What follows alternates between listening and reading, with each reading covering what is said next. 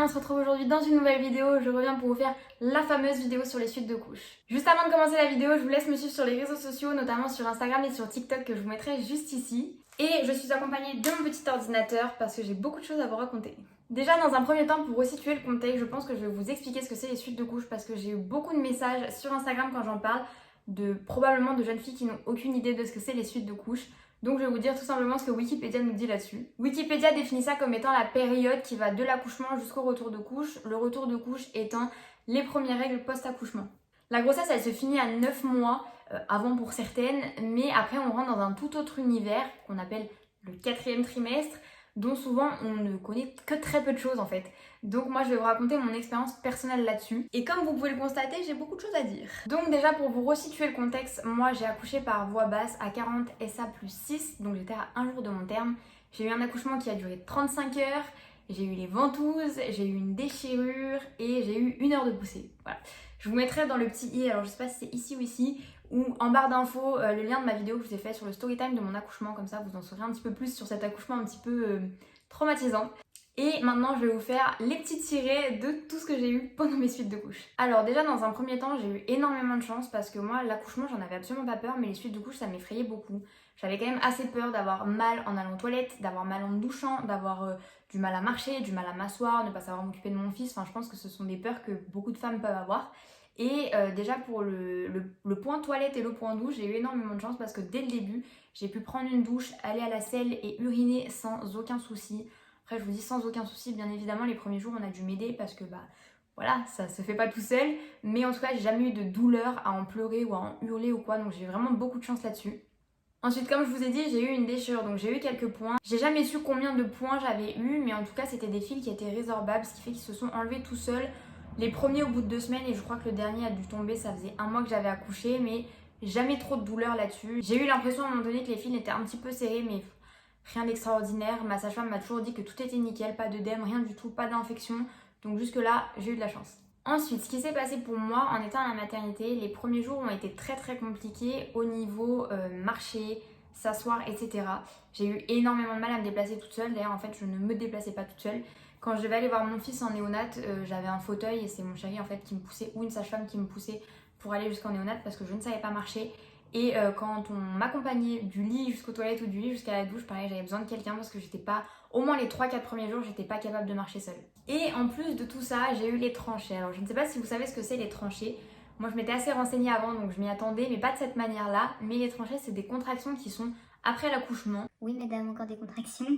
Mais pour ma part en tout cas c'était pas du tout des contractions de travail comme on m'avait parlé, mais c'est des contractions en fait qui permettent de remettre l'utérus à sa place. Parce que comme vous devez le savoir, l'utérus est genre énorme quand vous attendez un bébé à terme, et quand vous accouchez il faut bien qu'il redevienne avec sa petite taille toute petite. Sauf que moi on m'avait parlé genre de contractions similaires au travail, sauf que même moi j'ai souffert le martyre pendant mon travail. Je me suis dit c'est pas possible, je vais pas pouvoir revivre les mêmes contractions sans péridurale, c'est pas possible. Et finalement c'était des contractions qui étaient quand même assez douloureuses, mais tellement gérables par rapport à ce qui s'est passé pendant l'accouchement. Généralement de 2 à 3 jours, moi je dirais c'est ce qui m'est arrivé.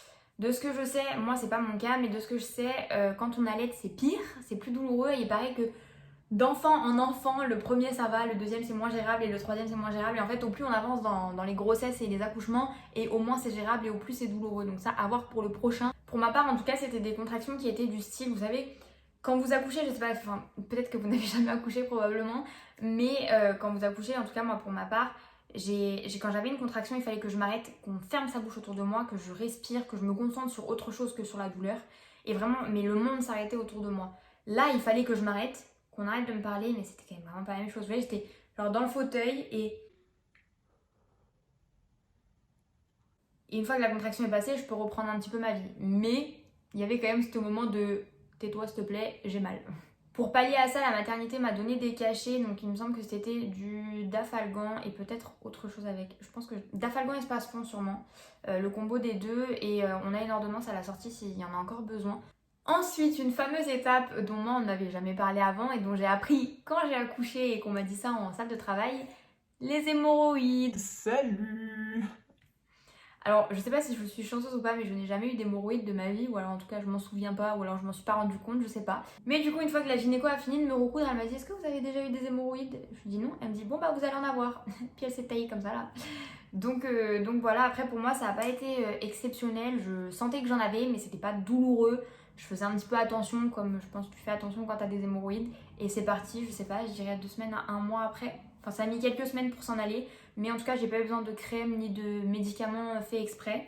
Ce que je peux vous conseiller, c'est ce qu'on m'a conseillé en maternité, c'est probablement ce qu'on vous conseillera aussi, c'est de ne pas attendre pour aller aux toilettes. Genre si vous avez envie d'aller aux toilettes, allez aux toilettes de suite. S'il faut laisser pleurer bébé 5-10 minutes, vous le laissez pleurer, mais c'est vraiment important parce que c'est en se retenant que l'envie passe et que finalement après ça devient compliqué, vous pouvez avoir des problèmes de constipation et tout ça.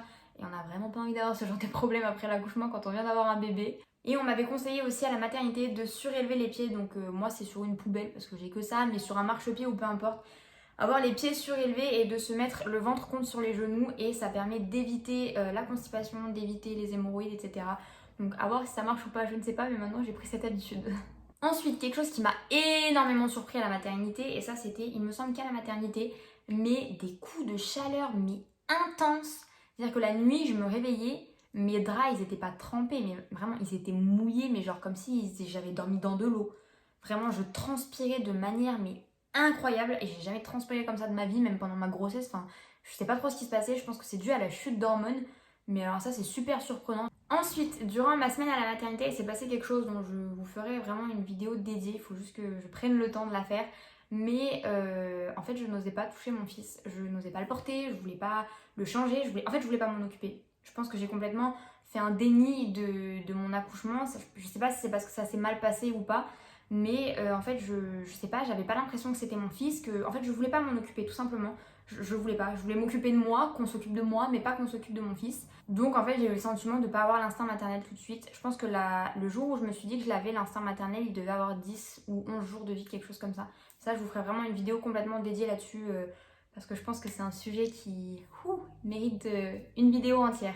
Ensuite, on va arriver dans, je pense, la chose que vous vous doutez, les pertes de sang. Quand j'ai accouché, du coup, tout le monde est parti de la salle, on m'a mis un slip filet avec 2 nanas, enfin vous savez, les pataculs de l'hôpital quoi. On m'en a mis 2 et on m'a dit de faire comme ça, de cette manière, jusqu'à ce que les saignements ne soient plus abondants. Donc je dirais que les 2-3 premiers jours, peut-être 3-4, j'ai eu des slip filets plus 2 pataculs que je changeais à chaque fois que j'allais aux toilettes. Et c'était des saignements type règles très abondantes. Alors je sais pas si vous avez des règles abondantes, mais vraiment genre très abondantes. Genre vraiment je me vidais de mon sang. Ensuite, par la suite, quand j'ai vu que je commençais à un petit peu moins saigner, je suis passée de 2 pataculs à un seul. Et une fois que je n'ai plus mis les pataculs de l'hôpital, je pense que ça a changé quand je suis rentrée à la maison. Donc j'ai dû faire ça pendant une semaine. Après, j'avais acheté des slips en coton directement à Lidl. Au moins, c'était des culottes que je m'en fichais. Si je les tachais, poubelle terminée, c'est pas grave. Et j'ai mis des serviettes maxi. Puis après, j'ai mis des serviettes normales. Puis après, dans un temps, j'ai mis des protège-slips. Et là, je suis retournée aux serviettes normales. Parce que là, du coup, la semaine prochaine, ça fera 4 mois que j'ai accouché à l'heure où je vous tourne cette vidéo. Et je saigne encore, mesdames. Oui, 4 mois après, je n'ai pas eu de pause. J'ai eu mon retour de couche le 24 décembre, donc joyeux réveillon de Noël, ça fait plaisir. J'avais eu peut-être 2 jours, 1 ou 2 ou 3 jours de répit à ce moment-là. Et je me suis dit, ça doit être mon retour de couche tout simplement parce que je saignais plus depuis 2-3 jours et là je ressaigne, donc bon, ça doit être ça. J'en serais jamais certaine puisque finalement je n'ai jamais arrêté de saigner depuis. Donc en fait, on va dire que j'ai quasiment saigné en continu depuis le 17 novembre 2019 et là où je vous parle, nous sommes le 12 mars 2020. Je vais pas vous dire que ça arrive à tout le monde ça, mais en tout cas ça c'est mon expérience à moi. Je sais pas si c'est mon corps qui a du mal à se remettre de l'accouchement, s'il a du mal à comprendre la contraception ou je ne sais quoi. J'ai pris la pilule Antigone 3 semaines après avoir accouché comme on me l'avait conseillé et comme cette contraception ne m'allait pas et ne correspondait pas à mon corps, j'ai changé pour le stérilet Mirena le 13 février, donc là ça va faire à peu près 1 mois qu'on me l'a posé et je suis encore en plein apprentissage. On m'a dit que j'avais 6 mois à tester avant qu'on me le retire si ça m'allait pas, donc bon, encore 5 mois de saignement peut-être, hein, je n'espère pas.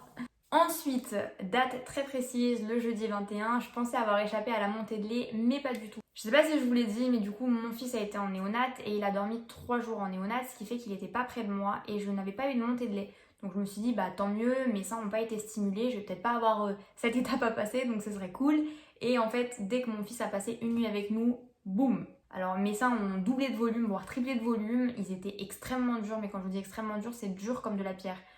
Donc pour moi ça m'arrangeait pas du tout parce que j'ai pas allaité et je ne souhaitais pas allaiter. Donc si j'avais pu l'éviter ça aurait été mieux. Après j'ai eu de la chance parce qu'elle a pas été si douloureuse que ça en fait. Elle a été gênante à un moment donné parce que je sentais que quand ça m'appuyait dessus c'était pas agréable quoi. Mais c'était rien d'extrêmement douloureux. La maternité m'a donné des cachets. On m'a dit de ne surtout pas stimuler, donc quand je prenais Elio sur moi, de jamais être en peau à peau parce que lui, même s'il avait jamais goûté le sein, et automatiquement il cherchait le sein, même quand j'étais en brassière. Et on m'a conseillé aussi de mettre des brassières de sport le plus serrées possible parce que du coup, quand ça appuie, ça ne stimule pas. Et j'avais mis en plus des protections pour le sein en fait que tu mets dans ton soutien-gorge ou dans ta brassière. Ça évite en fait de couler en fait sur ta brassière et ton t-shirt ou peu importe. Donc j'avais mis ça en protection et ça a duré environ 2 semaines. J'ai eu un pic où c'était vraiment extrêmement dur quand je suis rentrée à la maison et puis après ça s'est calmé au fur et à mesure. Donc en tout ça a duré à peu près 2 semaines. Ensuite le retour à la maison. Pour préparer cette vidéo, pour être honnête avec vous, j'ai envoyé un message à Théo pour qu'il me dise et qu'il me rappelle tout ce que lui avait vécu avec moi en me voyant en postpartum. Et il m'a parlé du fameux baby blues que j'avais complètement effacé de ma mémoire. Donc le baby blues c'est souvent une petite période après l'accouchement où vous êtes à fleur de peau en fait. Vous allez pleurer pour un rien, vous êtes super émotive et tout ça. Un peu comme pendant la grossesse mais un petit peu pire. Alors moi je trouve qu'il a quand même été assez léger mon baby blues. Après je pense que je savais pourquoi je pleurais et que même si j'avais pas eu de baby blues, j'aurais pleuré de la même manière. En fait je pleurais parce que j'avais peur d'être seule avec mon fils. Tout simplement en fait on est resté 1 semaine à la maternité, je voulais pas partir de la maternité. J'avais peur d'être toute seule chez moi, j'avais peur... Alors je savais que Théo était là, mais j'avais peur de pas être capable de m'en occuper quand il était au travail, j'avais peur de plein de choses en fait. Et je pense que c'est toutes ces peurs qui me faisaient pleurer à chaque fois parce que je pense que j'avais peur d'être une mauvaise mère, de pas pouvoir répondre à ses besoins, de pas savoir ce qu'il a, de pas savoir m'en occuper, enfin... Je pense les peurs basiques qu'ont toutes les mamans et tous les jeunes parents en général en rentrant de la maternité, mais moi vraiment ça me tétanisait en fait. Ensuite, ça c'est tout autre chose, mais je pense que ça c'est dû à la chute d'hormones. J'ai eu envie très rapidement, mais alors très rapidement, d'un deuxième bébé. Alors je ne sais pas pourquoi parce que on s'est quand même réveillé la nuit avec Elio parce que il a fait ses nuits quand même assez rapidement, mais ça reste un bébé qui des fois avait besoin d'un bib à 5h du matin, qui avait besoin des fois qu'on lui remette la tétine, puis un bébé ça reste fatigant, même si c'est un bébé sage, un bébé ça reste fatigant, ça prend du temps, ça prend de l'énergie. Et je sais pas pourquoi, mais peut-être pendant 2 mois après mon accouchement, j'avais tout le temps envie de faire un deuxième. Et heureusement que Théo n'a pas répondu à mes attentes et m'a freiné dès le début, m'a dit non, parce que je pense que là je serais enceinte du deuxième quoi. Je pense que cette envie-là, elle est venue avec la chute d'hormones, parce que la chute d'hormones, elle a été très violente pour moi, autant physiquement que mentalement. Physiquement, je vous en ai parlé dans une de mes dernières vidéos où par rapport à mes troubles alimentaires, j'ai perdu à cette heure entre 23 et 24 kilos. J'en ai pris entre 16 et 17 pendant ma grossesse, mais là en fait je ne fais que baisser. C'est aussi probablement dû à mes pertes de sang parce que je pense que je tape dans les réserves même si je m'alimente. Mais j'ai perdu du coup énormément de poids. On va pas dire que j'ai la peau sur les os non plus, faut pas déconner, j'avais de la marge avant. Mais à cette heure je suis à 56 kg pour 1m68. Donc voilà, c'est pas dramatique non plus, mais j'ai jamais fait ce poids là. Je pense que ça se voit aussi, je suis un petit peu plus creusée qu'avant. J'ai plus les bonnes joues que je pouvais avoir avant. Après c'est pas quelque chose qui va me déplaire, mais j'ai pas non plus envie d'arriver à 52, 51, 50, voire en dessous. Voilà, j'ai envie de rester moi un petit peu. Moi, c'est la petite ombeline avec des bonnes joues, un petit bourrelet sur le ventre et des bonnes hanches, quoi. C'était ça, moi. Donc, j'ai pas envie de m'en éloigner trop non plus. Mais donc, physiquement, la chute d'hormones, elle a été dure. Après, je vous avoue que mes problèmes avec l'alimentation, ça n'a pas aidé.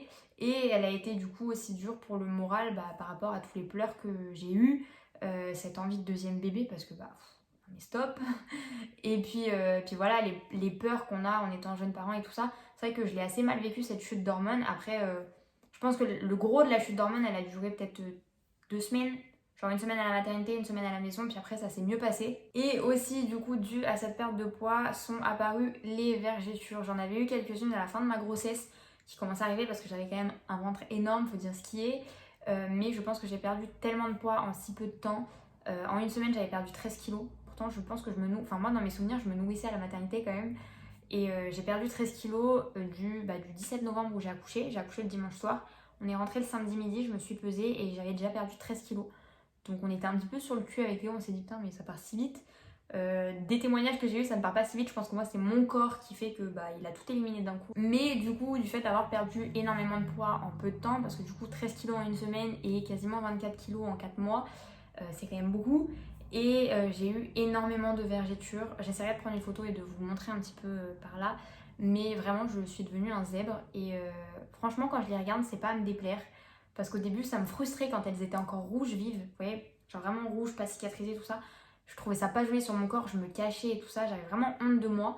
Et maintenant qu'elles sont blanches, cicatrisées, qu'elles commencent à reprendre un peu leur place et qu'elles de toute façon elles vont faire partie de moi pour toujours maintenant, et bah je commence vraiment à les apprécier et je trouve que bah ça fait partie de moi, que c'est la trace d'Elio sur mon corps et que je sais pas, j'aime bien.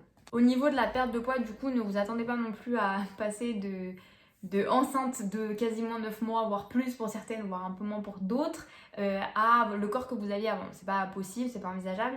Moi j'ai pris quelques photos post-accouchement de quand mon ventre se dégonflait, il se dégonfle peu à peu en fait, au fur et à mesure aussi que l'utérus reprend sa place et tout ça. On dit souvent 9 mois pour faire, 9 mois pour défaire. Donc je vous insérerai je pense quelques photos par-ci par-là là, de mon post-accouchement à moi, de la manière dont mon ventre s'est dégonflé. Je pense que j'étais déjà bien dégonflée au bout de 2 semaines. Et à l'heure d'aujourd'hui, je peux peut-être vous montrer d'ailleurs comment je me sens aujourd'hui. J'ai une robe qui me colle en plus, je pense que vous allez bien voir. Mon ventre est comme ça aujourd'hui, franchement, il y en a beaucoup qui me disent sur les réseaux que j'ai gardé mon ventre de grossesse. Il faut savoir que j'ai toujours eu un petit ventre, j'ai toujours eu une bedaine, j'ai toujours eu ce petit bourrelet là, j'ai jamais été fine moi, j'ai toujours eu ce petit truc en plus. Et du coup, moi je trouve pas que j'ai gardé mon ventre de grossesse, je pense que juste je retrouve un corps qui ressemble à celui d'avant petit à petit en fait. Je pense que cette bedaine, je l'aurai un petit peu toute ma vie et puis elle me dérange pas trop pour l'instant. De toute façon, pour l'instant, j'ai pas le droit de reprendre le sport. Ensuite, tant qu'on parle du sport, on va parler de la rééducation du périnée. Donc là, Elio va avoir 4 mois la semaine prochaine. Je suis en plein dans ma rééducation du périnée, donc je pense que je vous en ferai peut-être une vidéo à part parce que du coup, j'ai pas fini mon expérience là-dessus. Mais ce sont des séances qui sont assez rapides. Moi, c'est en général vraiment 10 minutes, quelque chose comme ça, avec des exercices à faire à la maison. Et j'ai eu de la chance parce que j'ai jamais eu d'incontinence. J'ai beaucoup de chance là-dessus, je pense que mon périnée a été abîmé mais pas de manière dramatique. Donc pour l'instant ça va et je pense que je vous en ferai une vidéo à part pour vraiment vous détailler mon expérience là-dessus. Par contre ce que je peux vous dire c'est que j'ai une certaine pesanteur au niveau du périnée, du vagin et je pense tout ce qui se passe en dessous quand je reste trop longtemps debout. Typiquement la semaine dernière on est allé à Disney avec Théo et du coup quand t'es à Disney tu marches beaucoup. Et quand je marchais j'avais aucun souci, par contre dès qu'on s'arrêtait pour faire la queue pour les manèges, je me sentais pas bien en fait, j'avais cette pesanteur comme si vous aviez genre un poids, enfin je vais vous dire un truc bête mais comme si je sais pas vous aviez 5 kilos à porter avec votre périnée et votre vagin et du coup je me sentais vraiment pas bien quand j'étais droite donc j'étais toujours obligée de me plier, de mettre une jambe en haut, de trouver des solutions pour pas me sentir de cette manière là parce que c'est vraiment très désagréable. Ensuite quelque chose que j'ai remarqué ces derniers temps et qui me fait très mal au cœur et je pense que vous pouvez peut-être remarquer aussi parce qu'on m'a déjà envoyé des messages dessus, j'ai une perte de cheveux mais je ne sais même plus que dire là-dessus. J'ai toujours eu les cheveux très épais comme vous le constatez là, il n'y a plus aucune épaisseur dans mes cheveux. C'est très compliqué, je perds mes cheveux mais par poignée, qu'ils soient lavés ou pas lavés, hein, veut dire qu'ils soient mouillés ou secs, c'est la même chose. Je perds mes cheveux par poignée, je passe mon temps à boucher les éviers, le truc de la douche et tout ça, c'est catastrophique. Et moi ça me frustre énormément, donc d'ailleurs si vous avez des solutions là-dessus, je pense commencer une cure par rapport à la chute de cheveux et tout ça et pour renforcer mes cheveux. Mais si vous avez le moindre conseil, je vous laisse m'écrire sur Insta ou mettre un petit commentaire parce que là, j'ai vraiment besoin d'aide. Mais du coup, les cheveux, en fait, c'est vraiment quelque chose qui est arrivé là, il n'y a pas très longtemps, en fait. Et j'ai eu aussi quelque chose, je pense, dans les dernières choses que j'ai réussi à régler en tout cas, c'est les douleurs de dos, notamment au niveau de la péridurale. Et en fait, souvent, d'ailleurs à la maternité, ça m'a fait aussi, j'avais cette gêne en fait dans le dos, alors que j'avais plus la péridurale. Mais j'avais cette gêne dans le dos, je sentais bien qu'il s'est passé quelque chose quoi. Et ça m'avait fait un petit peu mal quelques jours à la maternité, mais j'avais pas porté plus attention que ça. Et ces derniers temps, au plus ça avançait, au plus j'avais mal au dos, mais j'en étais arrivée à un point où j'étais incapable de porter mon fils tellement j'avais mal. J'avais super mal. Alors je vous dis, je pense que ma cambrure n'allait pas bien non plus et la façon de le porter était peut-être pas bonne non plus. Mais j'avais tellement mal, je suis allée voir un ostéo, ça n'a pas fonctionné. Je me suis dit, je vais aller voir un autre, ça n'a pas fonctionné. Et finalement, je suis allée voir un éthiopathe qu'on m'a conseillé. Et mais un bonheur. En fait, cet éthiopathe, il m'a manipulé 5 minutes, hein, mais il m'a craqué dans tous les sens. Mais je n'ai plus mal du tout. Et je vais vous parler d'une dernière chose, en tout cas d'une des dernières choses, c'est le sommeil post-accouchement. Alors vous allez me dire, on n'est pas fait pour dormir quand on est jeune parent. Je me réveille plusieurs fois dans la nuit, mais vraiment typiquement, par exemple, cette nuit, j'ai dû me réveiller 4 ou 5 fois. Et à chaque fois que je me réveille, j'ai l'impression qu'il est 7-8 heures du matin. Cette nuit, j'ai regardé l'heure, il était 2 heures, puis après 4 heures, puis après 6 heures.